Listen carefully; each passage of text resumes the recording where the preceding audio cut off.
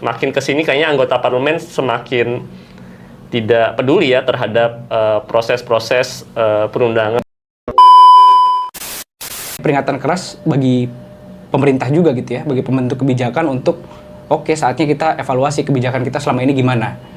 Karena kalau misalnya nggak diikuti langkah-langkah perbaikan, kalau politik kebijakan kita mengeksploitasi terus gitu ya, menebang hutan dan lain sebagainya, ya tidak menutup kemungkinan ke depan kita akan harus mempersiapkan diri untuk bencana ekologi yang lebih besar lagi. Ya.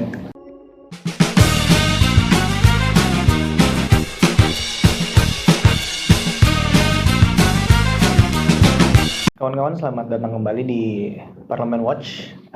Kalau kemarin kita ketemu sama saya bahas soal gimana pemantauan DPR gitu ya. Hari ini kita akan ke topik yang lebih spesifik lagi ya. Kita akan bahas soal banjir gitu ya, dan juga mungkin kita akan bahas soal apa penyebab banjir yang terjadi. Yang kita tahu di awal tahun ini kita dikejutkan gitu ya dengan banjir besar di berbagai daerah, di Bekasi, di Depok, di Tangerang, dan di Jakarta. Nah, hari ini kita juga kedatangan dua bintang tamu gitu ya, yang expert juga tentunya di bidangnya gitu ya. Ada Mas Dwi Saung dari Walhi, dan juga Mas Adam Putra Firdaus ya dari Aisel. Apa kabar Mas Saung dan Mas Adam? Alhamdulillah baik. Ya. Gimana pekerjaan gimana? Ada struggle atau lagi sibuk-sibuknya atau gimana nih Mas? Gimana Mas Saung? Ya sibuk lah, jadi pemerintahan baru kan semuanya serba baru, kemudian juga karena menterinya dan wamennya baru, mereka juga semacam grogi gitu ya, ngeluarin pernyataan yang seringkali seperti amatir begitu ya, dan kontradiktif antar pejabat, jadi ya seru dan menarik jadinya. Mungkin kerjaan lancar, tapi kita harus melatih kesabaran lah ya. Kesabaran, emotional intelligence dalam menghadapi negara dan berbagai gebrakannya gitu. Karena makin unik-unik ya? Itu aja, semakin unik-unik, makin baru gitu. Hal yang belum kita pernah lihat, jadi ya asik aja lah. Oke, karena kita akan ngomongin soal banjir nih, Mas ya. Mungkin ada yang korban banjir kemarin, Mas Adam atau Mas Saung? Iya, saya korban banjir Di Bekasi ya Mas? di Bekasi ya. Kalau aku Depok, alhamdulillah masih aman ya? Kena. Masih. Cuman kemana-mana kena banjir ya. Oh iya. Jadi nggak bisa kemana-mana juga tetap Iya. ya. Depok emang tempat ideal loh. Nah, mungkin kita coba ke pertanyaan gitu ya. Ya tadi banjir Mas Saung mungkin langsung kena gitu dampaknya, dan kita juga mungkin di Jakarta, di Depok juga kena juga gitu dampaknya, walaupun secara tidak langsung maupun langsung gitu ya. Ya kita tahu banjir di Jabodetabek kemarin tuh menyisakan banyak sekali cerita gitu ya. Dari ada kepala daerah yang nangis-nangis gitu ngelihat alamnya rusak gitu ya, sampai kemudian ada ya wakil presiden datang ke lokasi banjir dan dicuekin mama gitu ya. Kalau dari kacamata mas-mas kalian ya, melihat fenomena banjir ini, apa sih yang kemudian jadi penyebab gitu ya? Karena kan pasti faktor-faktornya banyak gitu ya. Dari tata kota, terus ada perubahan iklim yang kita tahu sampai sekarang nih April masih hujan terus juga nih. Tapi yang salah satunya yang mungkin kita bisa lihat di Jawa Barat, ada penutupan gitu ya, penutupan berbagai tempat wisata karena ada alih fungsi ya lahan hijau gitu ya. Dan itu berpengaruh, dan apalagi juga ya banjir ini kan nggak terjadi di Jabodetabek juga, tapi di daerah-daerah seperti daerah sekitar IKN gitu misalnya, yang juga kebanjiran karena ya hutannya tergundul dan segala macam. Apakah kemudian deforestasi ini gitu ya jadi salah satu penyebab juga kenapa banjir ini jadi sering sekali terjadi, bukan hanya di Jawa atau di Jabodetabek tapi juga di daerah lain? Mungkin boleh dijawab duluan siapa? Boleh, Mas. Memang ada beberapa penyebab ya. Yang paling tidak ada dua penyebab besar sebenarnya. Tiga lah ya, sama si manusianya, seperti manusia yang menempati daerah yang terlarang. Tapi ada dua penyebab yang lain soal forestasi, perubahan alih fungsi lahan sih sebenarnya. Nggak cuma yang dalam status itu hutan, tapi juga misalnya perkebunan yang berubah menjadi peruntukan lain, ataupun tanamannya berubah, perubahan tanaman perkebunan itu juga ada pengaruh juga itu ya, ataupun kebun ataupun hutan yang berubah tanamannya itu juga berpengaruh. alih fungsi yang apalagi kalau yang ini ya hutan kemudian jadi kebun-kebun itu jelas banget ya. Perubahannya ataupun jadi tambang itu jelas sekali perubahannya itu menyebabkan banjir jadi ada banjir ataupun banjirnya jadi lebih parah gitu ya. Yang lain soal perubahan iklim ini memang betul-betul terjadi. Misalnya kalau kita lihat di yang Jabodetabek misalnya, itu kan sebenarnya kelihatan ya. Biasanya tuh banjir itu kalau di Jabodetabek tuh kira-kira menjelang Imlek biasanya ya. Itu normalnya dari dulu-dulu tuh orang taunya ketika menjelang Imlek itu hujan biasanya ya, sesudah atau sebelum Imlek. Nah, yang sekarang kan ini agak jauh nih ya. Yang 5 tahun lalu juga awal tahun itu agak jauh dari Imlek. Yang sekarang juga sesudah Imlek sebenarnya. Yang banjir besarnya ya sudah Imlek ini agak jauh dari pola yang ada sebelumnya. Walaupun yang sekarang sebenarnya kalau dari segi besaran curah hujan itu bukan merupakan kalau yang Jabodetabek ya bukan merupakan rekor curah hujan tertinggi yang tercatat ya. Rekornya masih lebih besar ke 5 tahun lalu. Secara ya, 2020 itu ada satu stasiun, ada satu atau dua stasiun itu yang memang rekor pencatatan curah hujan tertinggi sepanjang sejarah pencatatan ya.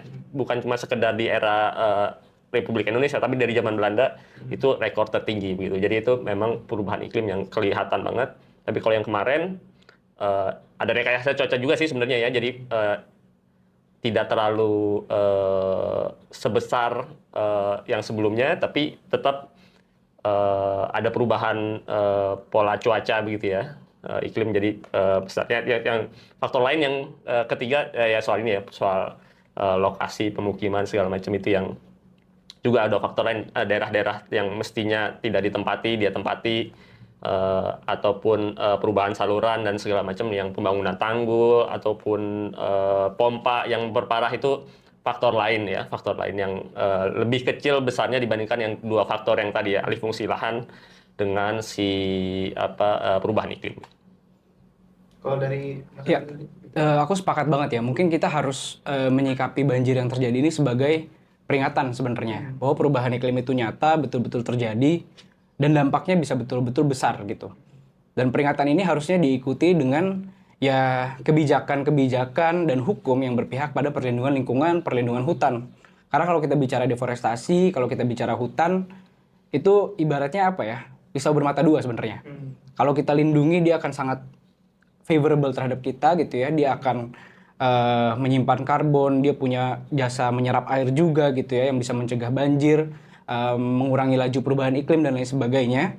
Tapi kalau misalnya politik kebijakan kita itu mengeksploitasi hutan, menebang hutan, membuka lahan, ekspansi sawit dan lain sebagainya, ya dia justru akan berbalik sama kita gitu. Dia akan justru memperparah dampak perubahan iklim yang bisa terjadi, memperparah mungkin bencana-bencana alam yang akan terjadi.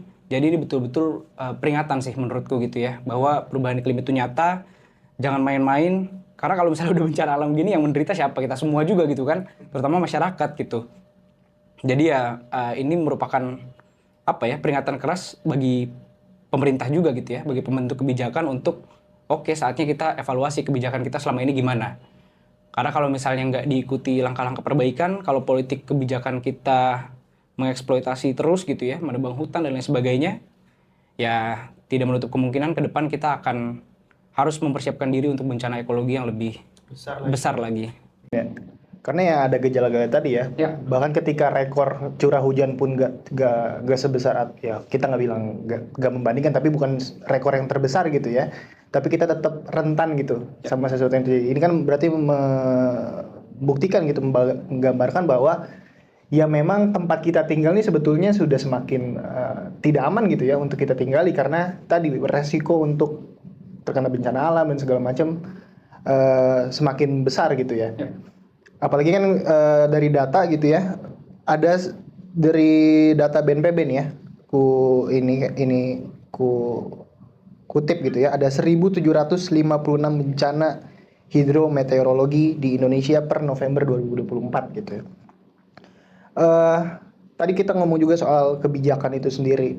Sebenarnya dari sisi kebijakan yang ya kita tahu lah ya, ada beberapa kebijakan-kebijakan yang sebetulnya masih ada gitu, yang harusnya bisa didorong gitu untuk menanggulangilah dampak krisis iklim ini.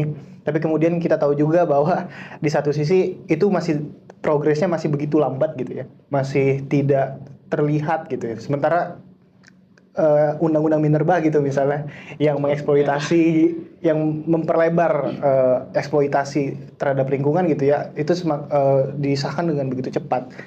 Kalau dari Mas Saung dan Mas Adam sendiri tuh melihatnya gimana?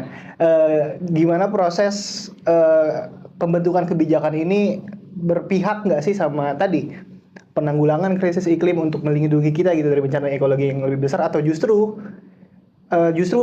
elit atau pemerintah ini masih nggak sadar gitu atas apa yang akan terjadi kemudian? Mungkin aku bisa jawab dulu Mas ya. Kalau saya mau bilang gini sih, dari beberapa pengalaman pembentukan peraturan perundang-undangan akhir-akhir ini gitu ya, kayak UU TNI, UU Minerba, Undang-Undang Cipta Kerja juga, kita tuh harus sadar bahwa DPR ini bukannya nggak punya kapasitas membentuk peraturan perundang-undangan gitu. Mereka kalau mau bisa kok cepet gitu, bisa kok diem-diem tiba-tiba sah gitu ya, bisa aja gitu, bisa tiba-tiba bahas di hotel lalu tiba-tiba sah gitu. Jadi mereka tuh nggak lack of capacity, enggak gitu. Mereka bisa menyusunnya cepat, mereka bisa ngesahinnya cepat.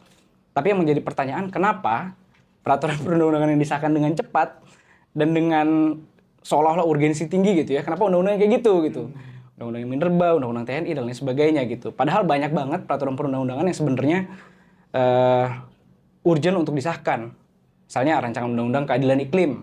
Kalau kita bicara lingkungan gitu ya, itu tentunya menjadi salah satu peraturan yang menurut saya paling urgent untuk disahkan segera, begitu misalnya. Karena sedih kalau kita bicara fenomena peraturan perundang-undangan ini tuh, apa ya, menurut saya bukan bicara kapasitas pembentuk peraturan, tapi bicara prioritas hatinya tuh di mana gitu. Prioritas nuraninya di mana. Kalau kita melihat misalnya, sorry ini rada jauh ya, tapi misalnya undang-undang perlindungan pekerja rumah tangga itu udah berapa tahun gitu. Kalau nggak salah dari tahun 2004, 2006, sekarang udah tahun 2025, hampir 20 tahun gitu kan. Kalau kita bicara politik pembentukan peraturan perundang-undangan. Undang-undang masyarakat adat itu juga sudah berapa tahun gitu kan. Jadi menurut saya, ayolah gitu ya, pembentuk kebijakan gitu ya. Salurkan energi, salurkan tenaga, prioritas gitu ya. Untuk peraturan, rancangan undang-undang yang betul-betul berpihak sama rakyat, berpihak sama perlindungan lingkungan. Yang bisa menyelamatkan kita semua dari bencana alam, yaitu misalnya salah satunya rancangan undang-undang keadilan iklim. Mungkin begitu sih komentarku Mas. Kalau dari Mas Saung sendiri? Agak suram sih sebenarnya kalau kita lihat proses pembuatan peraturan dalam 2 periode terakhir ini ya. Ini pasti jalan juga periode pemerintahan kalau kita lihat bukan sekedar dia tidak melibatkan, makin jauh ya, pelibatan publiknya makin jauh, tapi juga makin tertutup dan tidak bisa diakses gitu ya. Bahkan mungkin sampai sekarang saya nggak tahu ya, si situs DPR yang untuk kita mengecek draft-draft peraturan proses perundangan kan sampai sekarang, setahu saya sampai kemarin lah ya, nggak bisa diakses gitu ya. Nggak bisa diakses, dan sampai sekarang nggak tahu progresnya kayak gimana gitu ya. Katanya akan diperbaiki secepatnya, tapi setahu saya sampai kemarin juga tetap aja nggak bisa dibuka begitu ya. Padahal kan itu kan penting ya, kita supaya bukan cuma kepentingan kita ya, kepentingan mereka juga mengecek apakah benar proses-prosesnya berjalan dengan benar, apakah tidak ada pasal yang hilang, sekedar administratif aja ya. Apakah benar pasal yang dirapatin di komisi, di paripurna, diundangkan itu tidak ada pasal yang hilang gitu ya. Kan kalau tidak ada data yang dipublikasikan, bisa jadi itu ada ketika ketuk palu misalnya, tadinya misalnya 7 tahun, tiba-tiba yang jadinya nggak ada, misalnya jadi 4 tahun. Itu kan secara hukum misalnya jadi ada sesuatu yang berbeda hal gitu ya, yang tadinya misalnya wajib ditahan jadi tidak wajib ditahan kan, jadi kayak sesuatu yang jauh gitu ya. Nah itu saja yang administratif saja seperti itu tidak ada gitu, tidak akuntabel gitu, apalagi yang lebih substantif lagi, wah itu sangat jauh sekali. Dan saya lihat makin kesini kayaknya anggota parlemen semakin tidak peduli ya terhadap proses-proses perundangan ataupun proses-proses legislasi ataupun pengawasan dari DPR terhadap pemerintah. Mereka tuh kayak semacam jadi kayak entitas sendiri saja begitu ya, dan bahkan mungkin mereka sekarang banyak yang tidak tahu posisi mereka di DPR itu harusnya menjadi seperti apa, perannya seperti apa, itu tidak tahu mungkin ya sekarang. Jadi kayak nggak jelas aja jadinya gitu ya. Termasuk ya soal prioritas, soal harusnya kan juga komplain misalnya ketika satu undang-undang hanya mengubah satu pasal aja begitu ya. Dan undang-undangnya masih baru loh. Yaitu undang-undang RUU IKN, undang-undang IKN, perubahan IKN itu kan undang-undang masih baru, belum lama diketuk tiba-tiba kurang dari setahun ada yang baru. Minerba dalam jangka waktu 5 tahun itu berubah cepat sekali, bahkan berubahnya ada yang ini aja, ada yang 1 tahun itu berubah 2 kali begitu ya. Yuk. Itu kan dan itu bukan bukan di periode legislatif yang beda, ini di periode legislatif yang sama. Jadi orang-orang yang sama bisa-bisanya mereka mengubah undang-undang dalam waktu kurang dari 1 tahun. Itu kan jadi proses legislasi macam apa yang ada begitu ya dalam orang yang sama menambahkan satu pasal gitu ya. Jadi kayak harusnya kan yang di kemarin aja harusnya disepakati perubahannya, tidak tiba-tiba beberapa bulan kemudian karena satu kepentingan berubah pasal. Dan itu terjadi ya sekarang makin ini juga kan ada beberapa undang-undang yang mau dikebut ya, dan padahal kita lihat ini undang-undang ini kan baru, kenapa harus diganti begitu ya. Oke, aku juga mau refleksi ya dengan instrumen-instrumen yang ada sebetulnya. Ya ada peraturan kebijakan, kebijakan daerah gitu, kebijakan dari pusat gitu. Terutama soal tadi ya bencana alam, soal ya lingkungan ya yang tentunya akan saling berhubungan gitu ya. Apakah kemudian yang ada saat ini belum cukup ideal untuk tadi mencegah apa ya tadi bencana-bencana hidrometeorologi ini terjadi gitu. Apakah peran-peran dari yang diambil dari kepala daerah terus juga dari pusat plus juga parlemen-parlemen ini baik di daerah atau di pusat pun apakah sudah cukup ideal gitu? Karena kan kita tahu ya, ketika kemudian pejabat-pejabat seperti wakil presiden atau gubernur cuma turun gitu ya ketika sudah terjadi banjir atau tiba-tiba turun untuk membersihkan sungai gitu, tiba-tiba turun ke sungai segala macam, itu kan sebetulnya bukan apa ya, tugasnya harusnya lebih dari itu, beyond that gitu. Tapi pandangan Mas Adam dan Mas Aung tuh gimana? Apakah kemudian yang perlu ditingkatkan gitu? Idealnya tuh seperti kayak gimana gitu? Kamu mengambil peran mereka itu? Sebenarnya kalau menurut saya gini, di satu sisi kita udah punya kok peraturan perundang-undangan yang sebenarnya seharusnya bisa digunakan untuk misalnya mencegah bencana, melindungi lingkungan dan lain sebagainya. Misalnya kita punya Undang-Undang 32 tahun 2009 tentang perlindungan dan pengelolaan lingkungan hidup. Undang-Undang Tata Ruang udah ada juga, Undang-Undang Penanggulangan Bencana udah ada juga, mandatnya jelas. Nah, tapi sekarang yang menjadi pertanyaan, seberapa dari peraturan perundang-undangan itu yang sekarang itu diimplementasikan dengan baik di lapangan gitu, secara teknis gitu kan. Itu menjadi pertanyaan yang saya rasa harus kita harus kita renungkan bersama gitu. Itu pertama. Dan yang kedua, sebenarnya kalau gini, karena diriku tuh lebih apa ya? Menurutku undang-undang yang tersedia udah ada di satu sisi gitu ya. Apakah bisa diperkuat? Bisa. Tapi yang lebih menjadi rambu-rambu bahaya lagi adalah politik pemerintah ke depan sebenarnya gitu ya. Karena kalau kita lihat beberapa bulan terakhir apa yang rame sebenarnya gitu ya. Yang rame adalah misalnya 20 juta hektar gitu ya dibutuhkan untuk ketahanan pangan dan energi gitu. Itu misalnya itu menjadi ancaman yang nyata loh gitu ya. Dan pemerintah tidak transparan soal hal ini gitu. Misalnya pemerintah ngasih tahu nggak kira-kira 20 juta hektar ini bakal di mana aja sebarannya. Lalu misalnya wilayah mana aja dengan luasan seberapa dan lain sebagainya. Pemerintah punya nggak dasar ilmiah atas statement 20 juta hektar ini gitu ya. Jangan-jangan udah ada nih analisis dampak lingkungan, analisis dampak sosial yang bisa timbul dari 20 juta hektar ini. Tapi itu semua kan nggak dibuka ke publik gitu. Kita cuma tahu, oh ada 20 juta hektar yang mau dialokasikan untuk ketahanan pangan dan energi.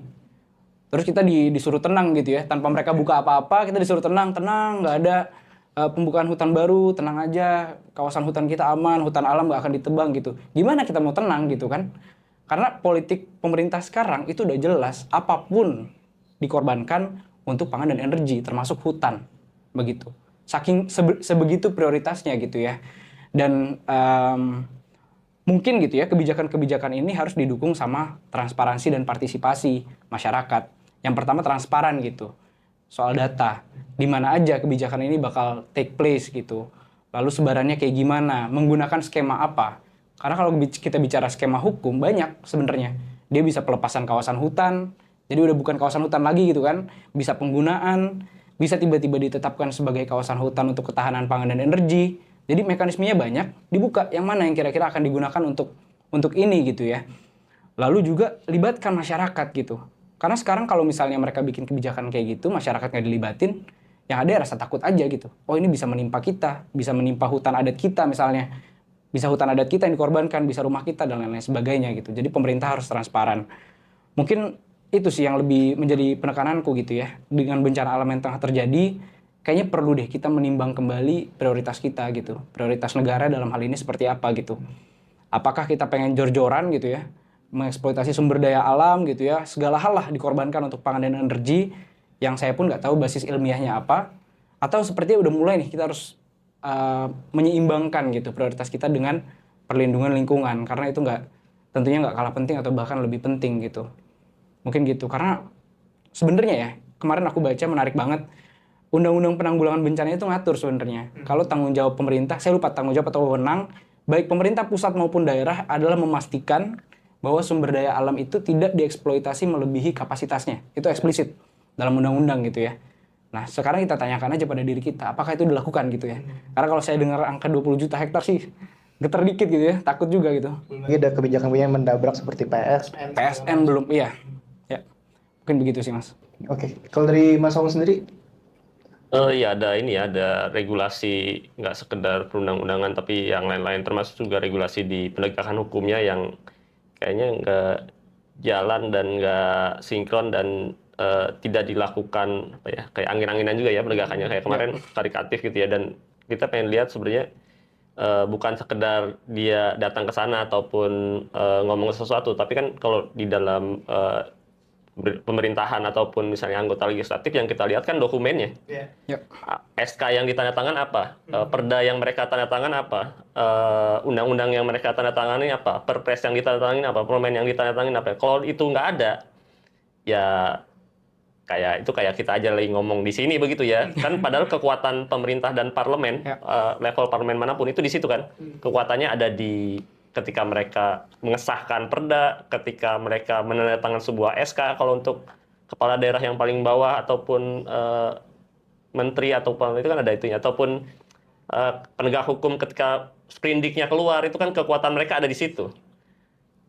Kalau mereka nggak keluar dokumennya, saya anggap nggak ada sebenarnya, niatan mereka nggak ada. Walaupun mereka misalnya nangis-nangis di YouTube, di apa, tapi kalau abis nangis itu nggak keluar SK-nya, nggak keluar perdanya, nggak direvisi, ya itu mah jadi kayak kita nonton YouTubers yang terkenal itu, yang pura-pura nangis di itu gitu aja. Jadi nggak, padahal kekuatan mereka kan, mereka punya kewenangan untuk itu yang kita nggak punya ya, yang mereka diberi mandat oleh negara, mereka berebut mandat itu juga ya untuk tanda tangan itu, kekuatannya tanda tangan. Termasuk juga penganggarannya kan, mereka tanda tangan anggarannya. Kalau misalnya mereka bilang kayak begini tapi anggarannya tidak dikeluarkan, ya sama aja bohong kan. Anggarannya malah buat misalnya untuk pesta-pesta, untuk seremonial, ya itu kan artinya dan misalnya DPR atau DPRD-nya tidak melakukan kritik terhadap hal tersebut, tidak melakukan pengawasan, kan sama aja bohong gitu ya. Termasuk yang pertanyaan 20 juta hektar itu kan juga tata ruangnya kayak gimana, kan harusnya dilihat 20 juta hektar di tata ruangnya itu di mana. Kan itu kan sudah bahkan ada yang udah dari RDTR ya, kalau kita pecah. Itu di mana lokasinya. Terus alokasi yang lain itu ada juga kan, ada yang buat untuk ekstraktif aja, kalau mereka yang pro ekstraktif gitu ya, untuk pertambangan udah berapa persen itu, yang existingnya udah berapa persen. Jangan-jangan di 20 juta itu sebenarnya sudah terbit ataupun sudah ada kegiatan di atas yang katanya 20 juta hektar itu, kan jadi nggak bisa juga sebenarnya begitu ya. Apalagi kalau kita bicara soal hitung-hitungan batas ekologi ya. Kan misalnya kalau 20 juta itu kan tidak di satu pulau ya, di mana-mana gitu. Ternyata ada misalnya 1 juta hektar di Pulau Jawa gitu. Atau nggak usah 1 juta, 500 juta lah, 500 ribu lah. 500 ribu hektar di Pulau Jawa. Pulau Jawa itu sudah terlampaui batasnya begitu ya. Jadi nggak mungkin lagi di Pulau Jawa ada terbit izin di kawasan hutan ya. Nggak mungkin lagi, karena itu udah terlalu riskan banget begitu. Harusnya malah nambah kawasan hutan. Karena udah krisis lah. Dan ini sangat berbahaya ya. Karena nanti kita bisa bukan sekedar banjir, yang lebih bahaya bukan sekedar banjir ya, tapi kita nggak berebut air, perang air, nggak bisa dapat air bersih gitu. Itu kan sangat vital banget jadi berebut air bersih begitu. Nggak sekedar kebutuhan kita sehari-hari ya, tapi ada keperluan pangan, keperluan hewan satwa jadi berebut, itu yang mudah-mudahan tidak terjadi ya. Kalau itu terjadi, wah saya tidak tahu, kita bisa jadi kayak perang sipil gitu. Oke. Menarik juga tadi karena sebut juga tadi soal 20 juta hektar dan segala macamnya. Tapi iya, respons dari yang kita tahu juga dari DPR juga setelah banjir besar di mana-mana pun ya cenderung bungkam gitu ya, nggak ada tindak lanjut bikin pansus kah atau apakah untuk kemudian ya memang perannya tidak dijalankan dengan ideal dan dengan baik gitu. Jadi kemudian ya kita berhak lah untuk bertanya-tanya dan berhak untuk ragu gitu. Dan kita tahu kita punya peluang sebetulnya ya dalam sisi ya kita ratifikasi Paris Agreement. Betul. Walaupun kemudian secara geopolitik juga goyang-goyang karena salah satu inisiatornya cabut gitu ya. Dan kemarin di perumahan SNDC ternyata juga ya kita tahu dinamikanya ternyata mau mencoba kompromi lah dengan misalnya pensiun dini PLTU mau dikompromikan gitu ya. Melihat itu gitu ya, dan melihat dinamika politik kita hari ini, tadi kan Mas Adem juga sebutkan bahwa kita juga harus melihat arah kebijakan politik pemerintah hari ini gitu ya. Apa efek yang ini ya, bahayanya kemudian ketika tadi ya kita tahu bahwa arah kebijakan politik tuh justru semakin meminggirkan kita gitu ya, dampak perubahan iklim, krisis iklim ke masyarakat gitu, apalagi masyarakat adat dan sebagai macamnya. Gimana melihat kita proyek ke depan gitu ya, dengan ya 5 tahun ke depan lah gitu ya misalnya di pemerintahan ini, kalau misalnya ini berjalan terus, apakah kita punya peluang gitu sebetulnya? Karena kan kita tahu nih, kita teriak apapun gitu ya, undang-undang TNI diprotes di berbagai daerah, tetap pun disahkan gitu. Undang-undang minerba ditolak berbagai akademisi karena bagi-bagi konservasi tambang itu tetap disahkan. Undang-undang BUMN itu pun terjadi. Ketika kemudian tadi dinamika politiknya gitu sudah mulai tidak mendengar kita gitu ya. Apakah ada peluang-peluang yang bisa kita ya berdasarkan pengalaman advokasi kawan-kawan tentunya. Apakah ada yang masih bisa kita dorong gitu ya? Mas Om dulu, Mas. Banyak peluang ya sebenarnya. Kita harus, kalau Walhi kan banyak bergerak di akar rumput ya. Memang harus mengorganisir kembali gitu di akar rumput. Karena mau gimana pun pemerintah diam aja, kalau misalnya di akar rumput protes itu mau nggak mau mereka mempertimbangkan ulang. Apalagi dengan kondisi sekarang kan sebenarnya mini krisis ya. Ada perang dagang segala macam. Ketika kalau di akar rumputnya goyang, itu pasti pemerintah akan memikirkan ulang, makin parah gitu ya. Sebenarnya kita bisa lihat ya kemarin di undang-undang TNI ya, walaupun tetap disahkan, tapi kan beberapa pasal yang krusial akhirnya pemerintah kayak dan DPR ya mundur begitu ya. Termasuk juga di yang minerba itu kan ada beberapa yang pasal yang nggak jadi masuk gitu ya. Kayak yang kampus juga kan akhirnya nggak jadi masuk, nggak mau, kampusnya nggak berani juga ya, walaupun yang ada yang masuk juga, tapi ya sedikit kemenangan gitu ya. Tapi walaupun yang besarnya masuk, tapi itu mau nggak mau pemerintah memaksa mereka untuk berpikir ulang. Nah kalau sekarang kan sebenarnya ada perang dagang nih ya, krisis yang agak mengerikan ya. Itu sebenarnya bisa dipakai sebagai titik tumpu. Ini pemerintah jangan membuat kebijakan yang makin aneh-aneh nih. Kalau makin aneh-aneh dengan kondisi kayak gini, kita bukannya akan selamat, kita akan makin parah begitu ya. Untuk stabil aja mungkin nggak akan terjadi, bahkan kita makin jatuh. Itu sebuah kesempatan sebenarnya masyarakat luas bilang ke pemerintah, jangan bikin kebijakan yang ngaco begitu ya. Semuanya harus berdasarkan perhitungan yang benar dan ajak semua stakeholder begitu ya, semua pihak, supaya sama-sama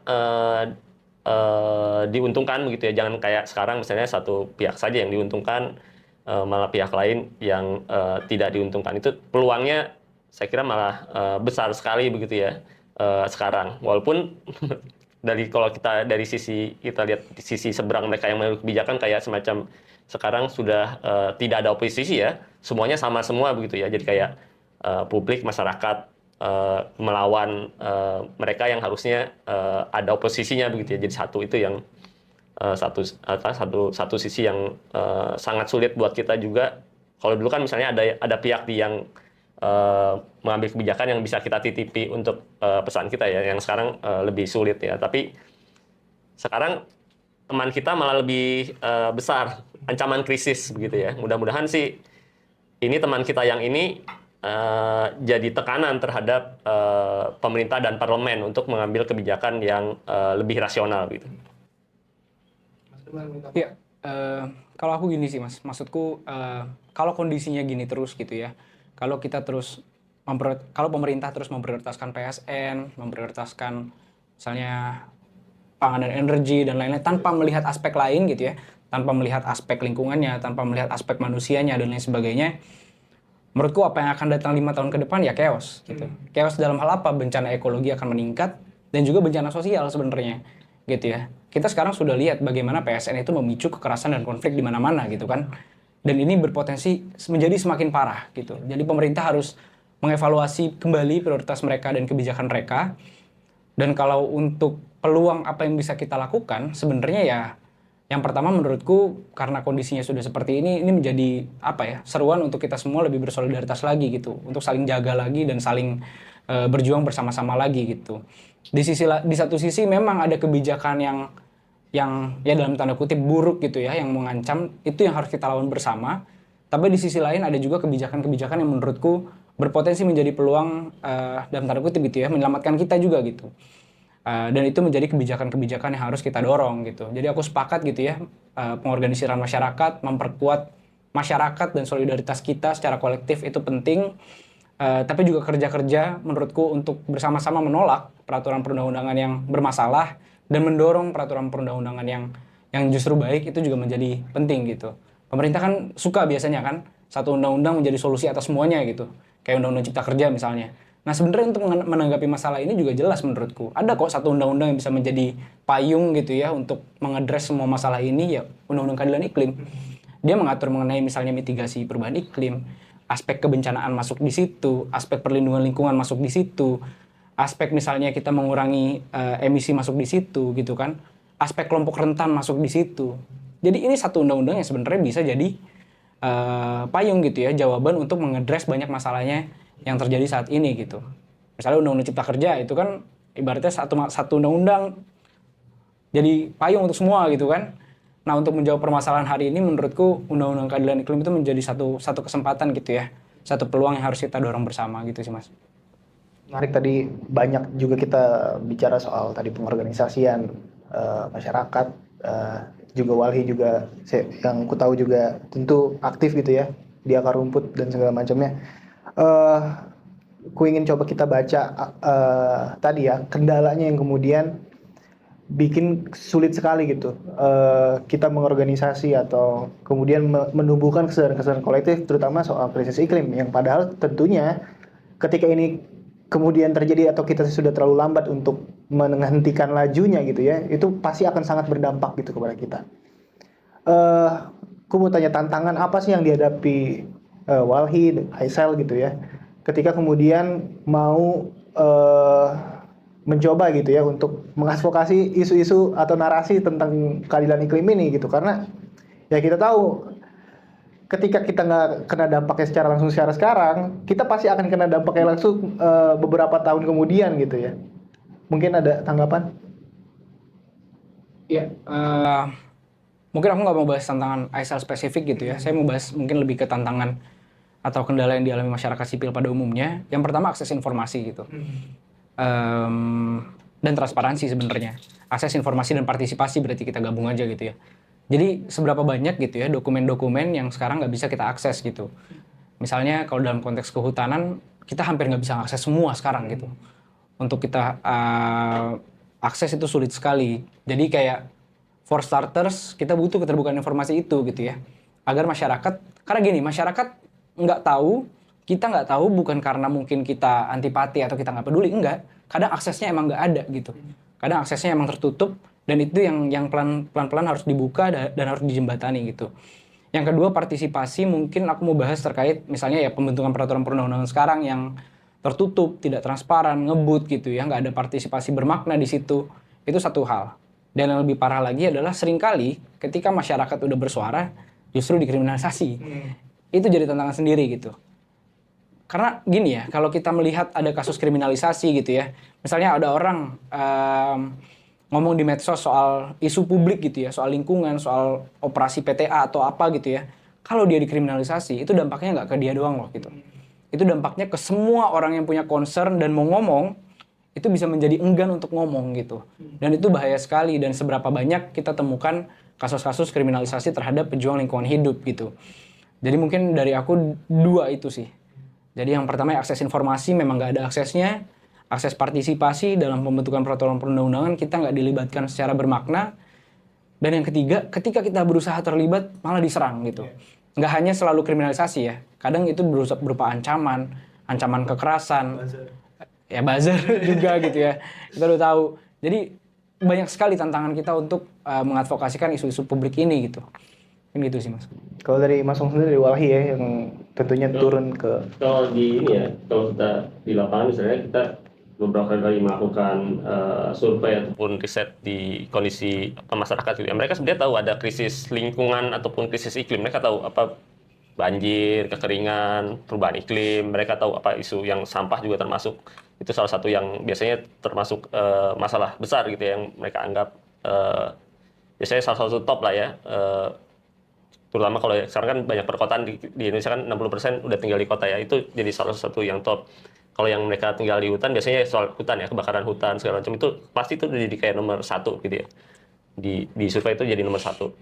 Tapi nah mereka tahu itu masalah, tapi ada persoalan yang sebenarnya juga berkaitan ya, ada soal apa ekonomi yang jadi masalah utama buat publik, itu yang membuat mereka jadi kayak semacam mengabaikan isu-isu lingkungan ya. Mereka tahu itu jadi masalah dan jadi problem sehari-hari begitu ya. Tapi ada persoalan ekonomi yang mereka harus selesaikan hari itu juga begitu. Jadi mereka mikirin itu dulu begitu.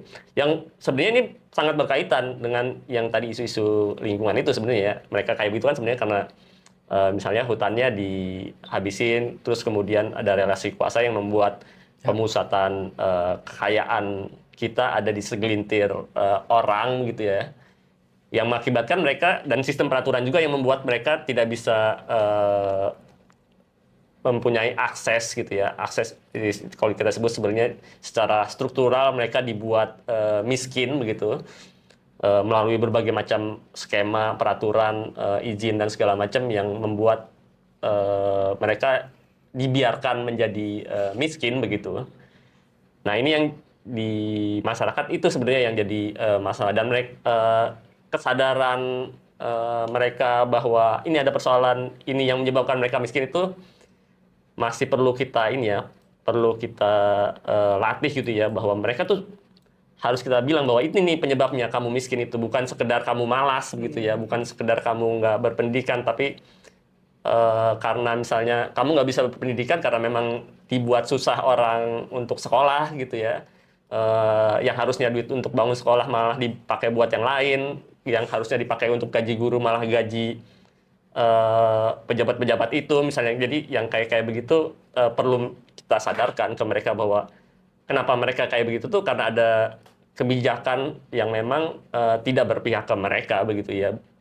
Persoalan lingkungan yang mereka alami juga karena bukan karena mereka juga, karena si pejabat-pejabat tuna itu yang perlu kita sadarkan ya. Mereka harusnya nggak cuma sekedar sehari-hari juga, tapi mereka sehari-hari begitu tuh karena penyebabnya karena berbagai macam kebijakan yang nggak berpihak ke mereka begitu.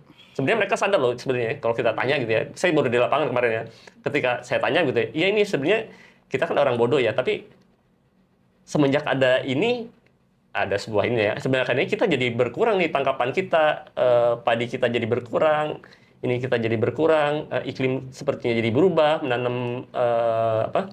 nanam padi jadi berubah, jadwal tanam jadi berubah, hama jadi lebih banyak, kemudian misalnya tangkapan ikan juga musimnya jadi berubah berantakan begitu ya, misalnya kan harusnya musim barat, tiba-tiba musim baratnya geser, harusnya musim udang kok belum muncul-muncul udangnya misalnya. Itu yang mereka tahu ini sepertinya semenjak ini gitu ya, tapi kan kita orang bodoh nggak ngerti sebenarnya benar nggak sih kayak begitu gitu ya. Tapi ya Kayaknya sih kayak begitu, tapi mereka nggak yakin gitu ya, karena memang mereka harus ngejar. Kalau nggak bertani hari itu, nggak melaut hari itu, mereka bisa kelaparan dan mau nggak mau mereka lakukan itu, walaupun sebenarnya mereka sadar bahwa ini ada hal lain yang menyebabkan ini jadi seperti itu.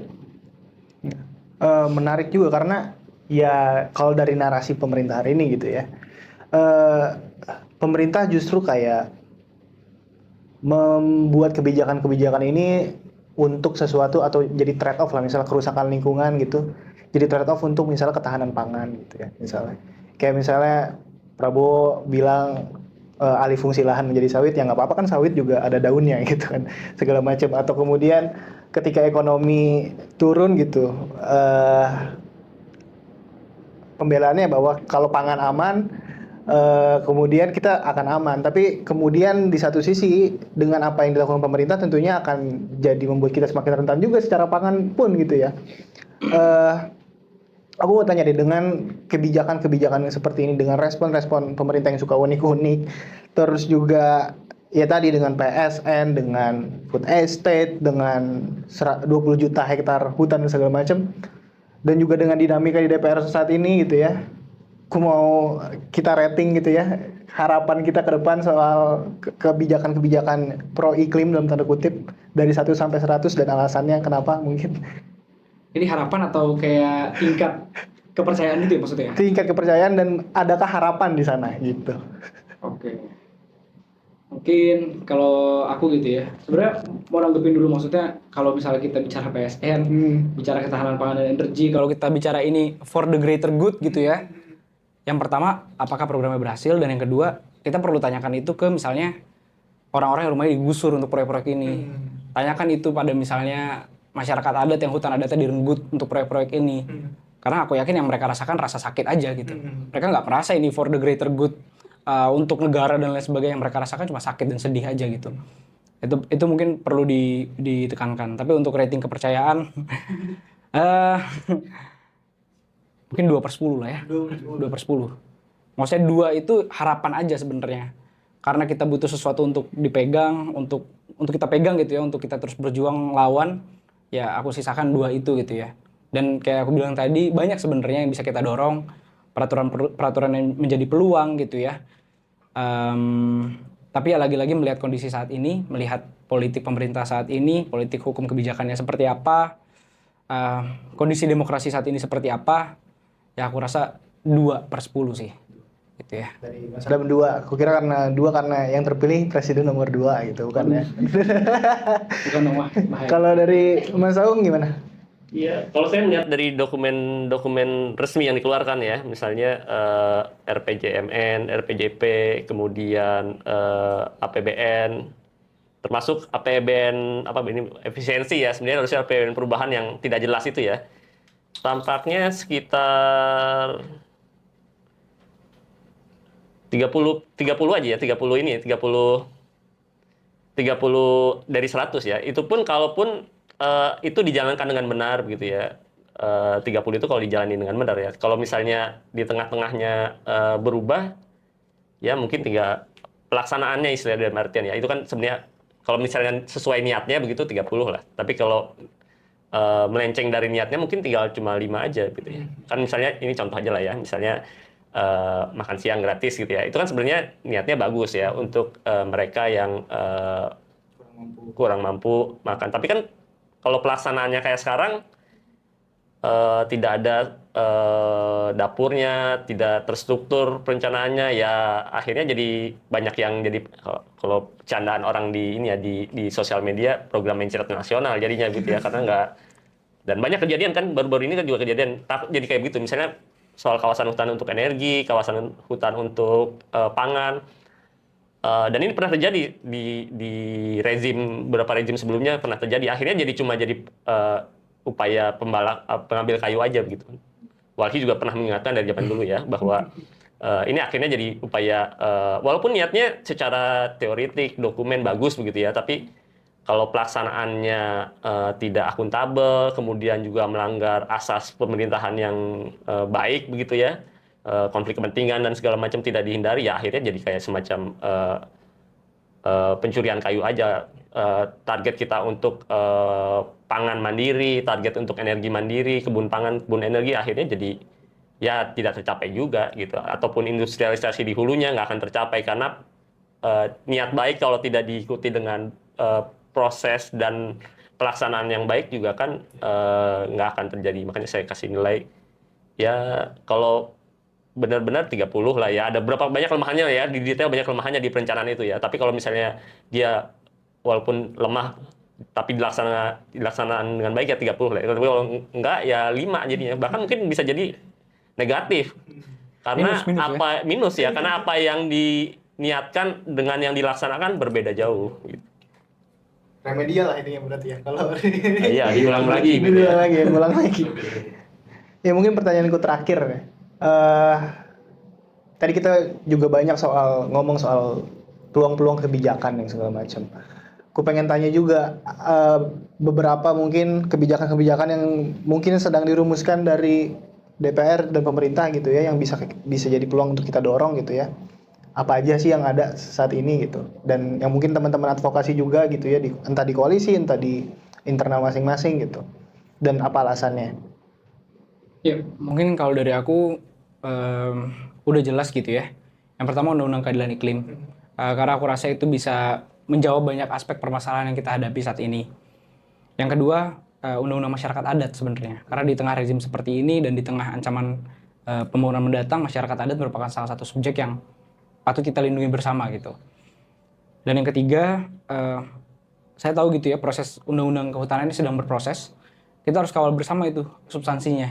Karena jangan sampai justru revisi kehutanan itu untuk mengamankan hutan untuk pangan dan energi gitu ya. Kita harus pastikan orientasi politiknya adalah untuk semakin melindungi ya hutan gitu. Dan yang terakhir, aku rasa perlu deh gitu ya. Ini kita tahu nih sama-sama pembahasan KUHP sedang berjalan gitu. Kitab Undang-Undang Hukum Acara Pidana gitu ya. Di tengah ancaman kriminalisasi terhadap masyarakat, aku rasa perlu kita tempatkan gitu ya di dalam KUHP. Bayanganku sih di dalam KUHP gitu ya. Atau kalau pemerintah mau gitu ya bikin undang-undang yang melindungi partisipasi publik sendiri juga boleh gitu. Yang benar-benar melindungi partisipasi publik yang memperjuangkan isu-isu publik, itu sebenarnya penting. Karena kalau sekarang kita tahu itu ada di Undang-Undang PPLH, pasal 66 Undang-Undang PPLH. Dia melindungi pejuang lingkungan hidup aja gitu. Tapi kita tahu sekarang masalahnya nggak hanya lingkungan nih, masalahnya banyak. Masalahnya berkaitan juga dengan tanah, dengan apa ya, dengan korupsi, dengan segala macam banyak masalahnya gitu ya. Kita perlu satu produk hukum yang bisa melindungi semua orang terlepas dari isu yang diperjuangkan, yang memperjuangkan isu-isu publik menurutku. Mungkin itu sih Mas. Oke, dari Mas Hong sendiri ada tambahan atau perspektif yang berbeda? Kalau secara umumnya ya, dan ini sebenarnya kayak kita berjuang bersama-sama itu soal ini ya, soal demokrasi yang memang sekarang tampaknya makin seperti seolah-olah demokrasi padahal enggak begitu ya. Kemudian juga kalau kita lihat upayanya juga agak lebih canggih lagi ya, seolah-olah sesama masyarakat jadi berantem begitu, padahal itu kan didesain jadi seperti itu.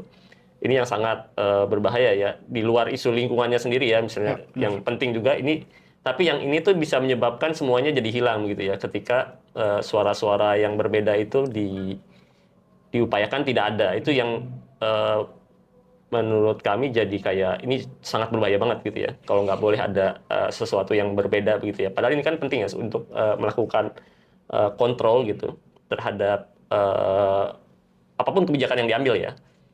Upaya kontrol ini harus dilakukan gitu. Kalau nggak ada yang mengontrol itu sangat berbahaya.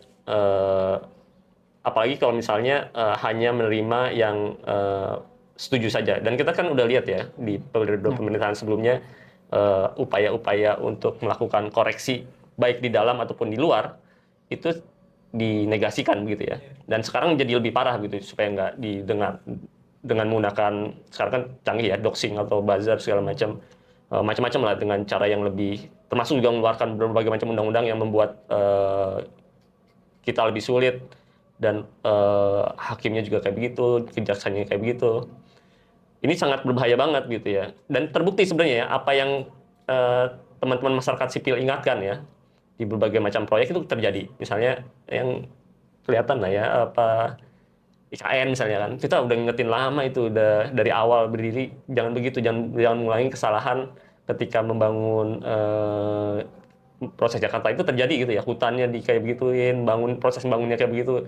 Nah, terjadi kan sekarang kan kayak gini. Banyak lah yang lain ya, yang upaya kita mengingatkan malah dikejar sama buzzer. KPK juga kan, yang undang-undang KPK itu udah kita ingatin, jangan upaya penegakan terhadap korupsi itu jangan dinegasikan, karena nanti korupsinya jadi nggak terkontrol gitu ya, yang jadi kayak nggak usah untuk kepentingan kita ya, untuk kepentingan mereka sendiri ya. Orang mau investasi, pemerintah aja lah ya, orang mau investasi kan jadi sulit kalau mereka nggak bisa mengukur ya, nggak bisa menghitung bayarnya berapa, ini berapa, nggak bisa dihitung. Itu jadi kita jadi kalah ya dengan negara-negara tetangga kita. Itu yang sangat berbahaya. Mungkin mereka sekarang menganggap bahwa oke, semuanya jadi lancar ya, bikin undang-undang jadi cepat, ini jadi semuanya cepat, tapi itu jadi justru bahaya. Saking cepatnya sampai nggak tahu bahwa ini ada kelemahannya, ini yang faktor ini nggak dihitung, kelewat begitu ya, karena saking cepatnya. Jadi yang faktor yang dia cuma hitungnya ABC aja ya, karena nggak ada yang nge-review cepat-cepat banget lah. Tapi ternyata EF-nya sampai Z kelewat, yang itu justru lebih penting gitu ya. Itu yang sangat berbahaya banget. Jadi upaya mereka pun jadi cepat-cepat malah jadinya jadi berantakan gitu ya. Dan itu saya melihat itu akan terjadi. Yang mau cepat-cepat makan gratis lah itu ya, kelihatan banget ya. Mau cepat-cepat sekian juta gitu, kan jadi berantakan tuh jadinya. Begini. Ya baru soal anggaran aja udah berantakan ya, belum yang soal detail-detail yang lain ya. Apakah nanti ningkatin gizi masyarakat yang dikasih makan, atau yang masih makan dikasih makan bener IQ-nya meningkat, badannya bagus-bagus atau segala macam, itu masih jauh ya. Yang soal penganggarannya aja udah berantakan gitu ya. Itu contoh yang nyata yang mereka perlihatkan sendiri gitu. Baik, terima kasih Mas Adam dan Mas Saung waktunya tentunya. Udah banyak ngobrol kita hari ini, semoga bisa jadi manfaat tentunya. Terima kasih juga kawan-kawan yang udah menghabiskan waktunya untuk menonton. Jangan lupa tentunya like, comment, dan subscribe, dan sampai jumpa di Parlemen Watch berikutnya. Terima kasih Mas. Makasih Mas. Terima kasih Mas. Ini